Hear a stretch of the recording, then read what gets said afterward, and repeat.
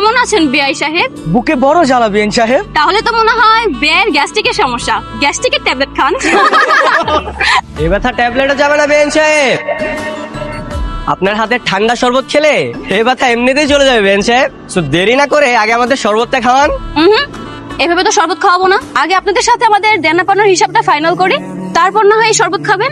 আরে আফসোস, বিআইন আমাদের কষ্টটা বুঝলো না। হ্যাঁ বিআইন সাহেব, শরবতটা খেতে খেতে হিসাব নিকাশ ফাইনাল করি, সমস্যা নেই। আমরা হচ্ছে দিলওয়ালা বংশের মানুষ, মানুষের মনে কিভাবে জায়গা করে নিতে হয় সেটা আমরা খুব ভালো করে জানি। শরবতটাকে খাওয়ান, তারপরে যত টাকা যাবেন তত টাকাই দিব। ঠিক আছে, দেখা যাবে বিয়েটা কত বড় দিলওয়ালা। এই নেন শরবত। ঠিক আছে, এখন বলুন আপনাদের গেটের ভাড়া কত? 1 লক্ষ টাকা। এটা আপনি কি করলেন? সরি সরি সরি, আসলে 1 লক্ষ টাকার কথা শুনে হঠাৎ করে আমার গ্যাস্ট্রিকটা বেড়ে গেল। 1 লক্ষ টাকার কথা শুনে আপনার হাওয়া টাইট হয়ে গেল?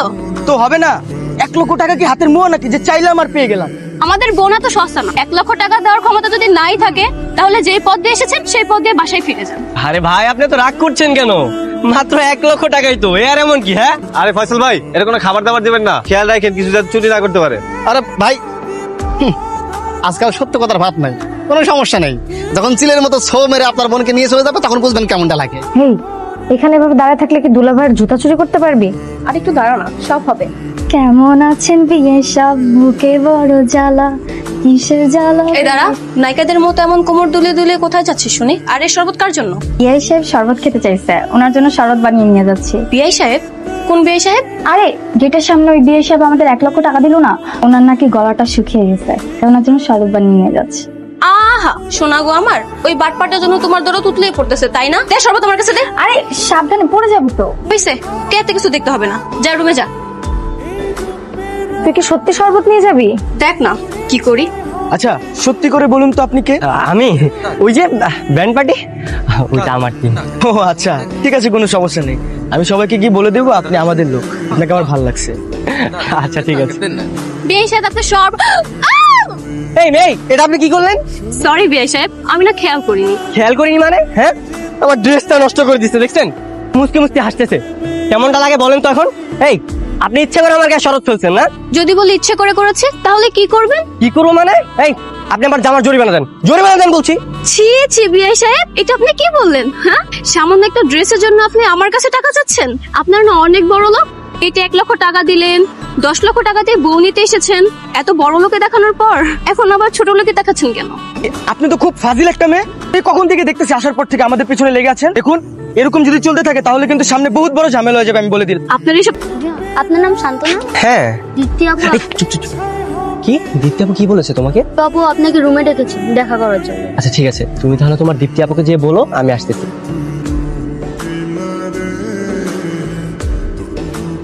আই, তুমি কি এখানে আমার বিয়ে খাওয়ার জন্য আসছো? বিয়ে খেতে কেন আসবো? আমি তো এখানে এসেছি তোমাকে ছৌ মেরে তুলে নিয়ে যাওয়ার জন্য। ডান্স বন্ধ করো। তুমি যে আমাকে বিয়ে বাড়ি থেকে তুলে নেওয়ার জন্য আসছো, তোমাকে দেখে না আমার মনেই হচ্ছে না তোমার মধ্যে এই চিন্তা আছে। তুমি এগুলো কি বলছো? হ্যাঁ, আমি শুধু তোমার জন্য তো কষ্ট করে বিয়ে বাড়িতে আসছি, আর তুমি কি না বলছো তোমার জন্য আমার কোনো চিন্তা নেই? তাহলে বলো কি প্ল্যান করেছো, কখন পালাচ্ছি আমরা? আরে বাবা, প্ল্যান প্রোগ্রাম করে এগুলো হয় না, আমাকে একটু সময় দাও, সময় সুযোগ বুঝে তারপরে তোমাকে নিয়ে উড়াল দিই। আরে বিয়ে বাড়ি ঝামেলা তো। এই মিয়া, সরি সরি সরি, আসলে আমি তো দেখতে পারিনি।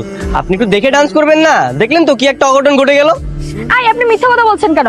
আপনি ইচ্ছে করে আমাকে ল্যাং মেরে কাঁধে ফেলে দিয়েছেন। আমি ফেলেছি? হ্যাঁ, ও আচ্ছা, হ্যাঁ হ্যাঁ, আমি তো ফেলেছি। বলেছিলাম না এই শান্তর সাথে লাগতে আসবেন না, আমার সাথে লাগতে আসলে তার পরিণাম এরকমই হবে। আপনার মাথায় কি সমস্যা? আমরা দুষ্টামি করেছি বলে আপনি এমন একটা কাজ করবেন? আমরা কত কষ্ট করে বিয়ের সাথে সেজেছি, আপনি সেটা জানেন? আমাদের আনন্দটাই মাটি করে দিয়েছেন। চল তো। কি ব্যাপার, কেন ডেকেছো? কেন ডেকেছি মানে? তুমি জানো না কেন ডেকেছি? বিয়ে সবকিছু রেডি, কাজে আসা মাত্রই আমাকে বিয়ে ফিরিতে বসিয়ে দিবে। এসব নিয়ে তোমার কোনো চিন্তা আছে? চিন্তা নেই কে বলেছে? হ্যাঁ, আমি তো সবকিছু প্ল্যান করে রেখেছি। কি প্ল্যান করেছো শুনি? আসার পর থেকেই তো দেখছি আমার কাজিনের পিছনে ঘুরঘুর করছো। এত কি খাতির ওর সাথে তোমার? আরে খাতির কিসের, ও আমার বেআইন হয় না, ওর সাথে একটু দুষ্টুমি ফাজলামি না করলে সবাই তো আবার সন্দেহ করবে, বুঝো নাই? সে তোমার বিয়ান মানে? আমাদের যদি বিয়ে হয় ও তোমার শালি হবে। এখন বলো কি প্ল্যান করেছো? আমার ফ্রেন্ডরা গাড়ি নিয়ে রাস্তায় দাঁড়িয়ে থাকবে, শুধুমাত্র তোমাকে একবার বিয়ে বাড়ি থেকে বের করতে পারলেই শু করে ঢাকায় চলে যাও। কোথায় তোমার বন্ধুরা? ওরা চলে আসছে? না আসলে রাস্তায় গাড়িটা একটু নষ্ট হয়ে গেছে তো, তাই আসতে একটু লেট হবে। তোমার বন্ধুরা ঠিক তোমার মতো। আচ্ছা ঠিক আছে, চারপাশে খেয়াল রেখো, আর সময় হলে আমাকে একটা ফোন দিও, আমি বোরকা পরে চলে আসবো। আচ্ছা ঠিক আছে, তাহলে তুমি যাও, কেউ যদি আবার দেখে ফেলে আমাদের সব প্ল্যান ভেস্তে যাবে। আচ্ছা ঠিক আছে, I love you. I love you too. তুমি যাও, আমি আসছি। মেয়ের জন্য মন খারাপ? না, মন খারাপ হবে কেন? আমার তো খুশিতে চোখে পানি এসেছে। আজকালকার যুগে এমন মেয়ের বাপ পাওয়া তো ভাগ্যের ব্যাপার। ওই যে শরীফের মায়াটার দেখ, বাপ মার মুখে কালি দিয়ে প্রেম করে একটা ছেলের লোকে ভাগে গেল। সালামের মায়াটার একটা ভালো সম্বন্ধ আসছিল, সালাম মায়ার না জানে কথা দিয়ে বলাইছে দেখে ওই মেয়ের তারে কত কথা শোনাইলো। আর আমাকে দীপ্তিতে দেখো, আমাদের কথা মতো সব কথা মাইনে নিয়ে বিয়েতে রাজি হয়ে গেল। এখন সন্তানের বাপ হওয়া ভাগ্য না, এখন বিয়াটা ভালো ভালো সমাধান হয়ে গেলে হয়। আর সে কয় মায়ের সন্তান নাকি বাপ মার জন্য বোঝা। আমি তো আমার মায়ের নিয়ে সারা এলাকায় বুক ফুলায় কত করে বেড়াবো। আমাকে মায়ের লেগে কেউ আমার দিকে আঙুল দিলে কত করতে পারবো না, কও।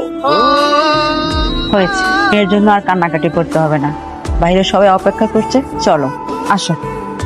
কিরে চুপ করে আসুস কে? কাজী সাহেব রে, বিয়ার কাজটা শুরু করতে কও। তুমি করে দাও না। কাজী সাহেব, বিয়ার কাজ শুরু করেন। এই তোমার এতক্ষণ লাগে আসতে? হ্যাঁ, কেউ আবার দেখে ফেলেনি তো? না। ঠিক আছে, চলো তাহলে গাড়িতে চলো। আর তুমি চাইলে কিন্তু বোরকাটা খুলে ফেলতে পারো, কারণ গাড়ির ভিতরে আমাদেরকে কেউ দেখবে না। হ্যাঁ আমি আপনি এখানে মানে বুঝলাম না। আমি সবকিছু জানি। আপনি সবকিছু জানেন? হ্যাঁ। সত্যি করে বলতো, তুই কি শান্তকে ভালোবাসিস? কি বলছিস আপু? ওকে তো আমি ভালো করে চিনিই না, আজকে সকালে পরিচয় হলো। আর একদিনের পরিচয়ে কি কাউকে ভালোবাসা যায়? তবে ওকে আমার খুব পছন্দ হয়েছে। শান্ত আমার বয়ফ্রেন্ড, ও বরযাত্রীর কেউ না।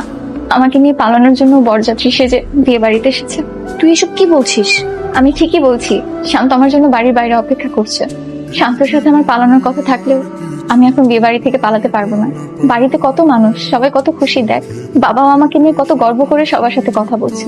সবার মুখে চুন কালি দিয়ে আমি কিভাবে পালিয়ে যাই বল? তাহলে এখন তুই কি করবি?